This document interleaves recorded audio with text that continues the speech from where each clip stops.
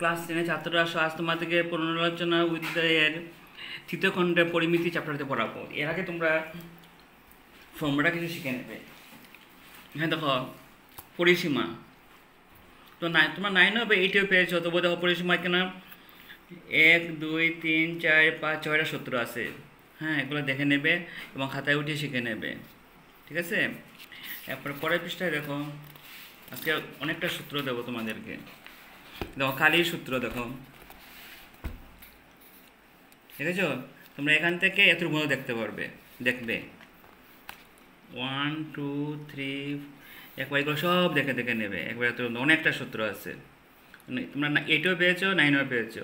আচ্ছা এখন দেখো, এটাও 9এ পেয়েছো। যেমন গণক কাকে বলে, গণকের সংখ্যাটা দেখো, দেখেছো? এটা চিত্র গণকের, গণকের সূত্র, গণকের পৃষ্ঠকালী নির্ণয়ের সূত্র, গণকের আয়তন নির্ণয়ের সূত্র এল কিউব। এল কিউব মানে এলো কিনারার দৈর্ঘ্য, ওই চিত্রের মতো যদি দেখো। এরপরে দেখো আরেকটা যে সংখ্যা আছে আয়ত ঘনক, আয়ত ঘনকের সংখ্যাটা দেওয়া আছে ত্রিভুবন্ত। তারপরে এটা সূত্রগুলো দেওয়া আছে, পৃষ্ঠকালী সূত্র, আয়তনের সূত্র। এরপরে দেখো নতুন আরেকটা আছে বেলন, বেলনটার চিত্রটাই দেখো, সংখ্যাটা এখান থেকে এতটুকু পর্যন্ত তোমরা দেখে শিখে নেবে। তা আরেকটা সূত্র দেখো, বেলনের পৃষ্ঠকালী নির্ণয়ের সূত্রটা। বেলনের মানে এটা বানানটা ভুল আছে, বেলনটির দিয়েছে, এটা হবে বেলনটির মোট পৃষ্ঠকালী এতটুকু দিয়ে এতটুকু দেবে। যত দেখা যাচ্ছে অতটুকু কিন্তু দেখবে, অন্যগুলো দেখার দরকার নাই, তাহলে সহজ হয়ে যাবে। এরপরে দেখো এটা বানানটা ভুল আছে, এটা বেলন হবে বেলনটির আয়তন πr²h। এরপরে দেখো পৃষ্ঠকালী সম্পর্কে সূত্র আছে, এগুলো দেখে নেবে, এগুলোতে আমরা পরে অঙ্ক করতে লাগবে। আয়তন সম্পর্কে সূত্রটা দেখো, ঠিক আছে? এই সূত্রগুলো খাতায় লেখে শিখে নিও। এখন দেখো আমরা অনুশীলনী দিকে কয়েকটা অঙ্ক করি। অনুশীলনটা এলো 8-6-এর 1 নম্বরটা আমি দেখিয়ে দিচ্ছি। প্রশ্নটা তোমরা বই থেকে দেখে নিও। একটি আয়তের দৈর্ঘ্য 12 সেন্টিমিটার এবং প্রস্থ 4 সেন্টিমিটার হলে আয়তটির পরিসীমা এবং কালি নির্ণয় করো।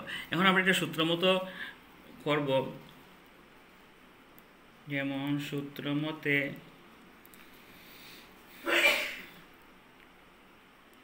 আয়তের কি বলেছে, কি বার করবে? পরিসীমা এবং কালি। পরিসীমা সমান হলো 2 ইন্টু দৈর্ঘ্য প্লাস প্রস্থ, ঠিক আছে? আমার মানগুলো বসে নাও। দৈর্ঘ্য কি দেওয়া আছে দেখো 12 সেন্টিমিটার, প্রস্থ দেওয়া আছে প্লাস প্রস্থ, প্রস্থ হলো 4 সেন্টিমিটার। 2 ইন্টু 12 আর 4 যোগ করলে কত হবে? 16। 2 ইন্টু 60 মানে 32। এখানে সবটা একক দেওয়া আছে কি সেন্টিমিটার, কাজে আমরা কি দেব? সেন্টিমিটার। ওটা হলো আমাদের আনসার। এখানে বলেছে পরিসীমা, আয়তের পরিসীমা এবং কালি। অতএব আয়তের কালি সমান, সূত্রটা কি হলো? দৈর্ঘ্য পূরণ প্রস্থ।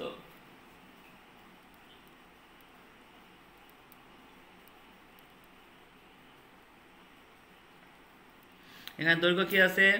12 ইন্টু 4, প্রস্থ পেলায় পূরণ হয় 4×48 48 সেন্টিমিটার স্কোয়ার। তোমরা 9ও পেয়েছো, খালি হলে কী হবে? সেন্টিমিটার স্কোয়ার, মিটার স্কোয়ার এই জাতীয় হবে, মানে স্কোয়ার দিতে হবে ইউনিটের সাথে। আচ্ছা, এরপর তোমাদেরকে আমি 3 নম্বরটা দেখিয়ে দিচ্ছি। 2 নম্বরটা পারবে তোমরা নিজেরা করে নিও। প্রশ্নটা দেখো, 7 সেন্টিমিটার বাহু বিশিষ্ট একটি বর্গের কালি নির্ণয় করো। অতএব সূত্র মতে, প্রশ্নটা তোমরা বই থেকে দেখে নিও। বর্গের কালি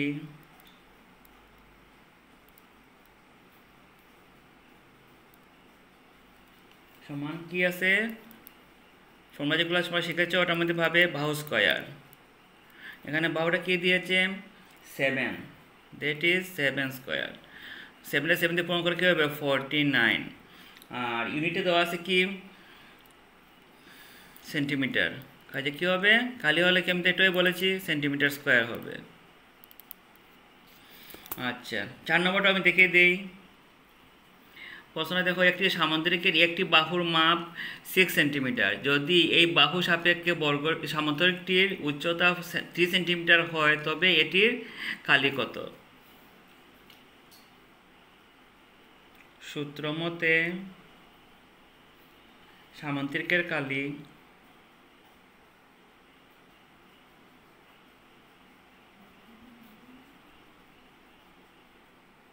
সমান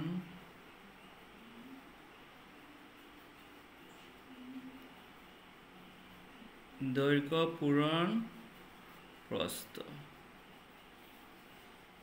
এখানে দৈর্ঘ্য কি দেওয়া আছে 6, প্রস্থ দেওয়া আছে 318, মানে 18। এখানে সব কি সেন্টিমিটারে দেওয়া, তো তাহলে কি দেবে সেন্টিমিটার স্কয়ার। এটা হলো তোমাদের আনসার। 5টা তোরা নিজা করে নেবে। 6 নম্বরটা আমি দেখে দিচ্ছি। প্রশ্নটা দেখো, রম্বস আকৃতির এক টুকরা মাটির কর্ণ দুইটির মাপ ক্রমে 125 মিটার এবং 85 মিটার। মাটিটির কালি নির্ণয় করো। সোজা, ফর্মুলা জানলে সবই সোজা। 6 সূত্র মতে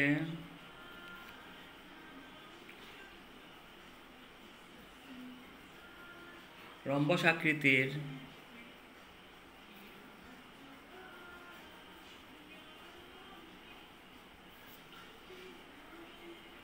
মাটির, প্রথমে যেরকম দেওয়া আছে এরকমই আমরা লিখবো, মাটির কালি সমান হাফ ইন্টু কর্ণ দুইটির গুণফল বা পূরণফল, একই কথা।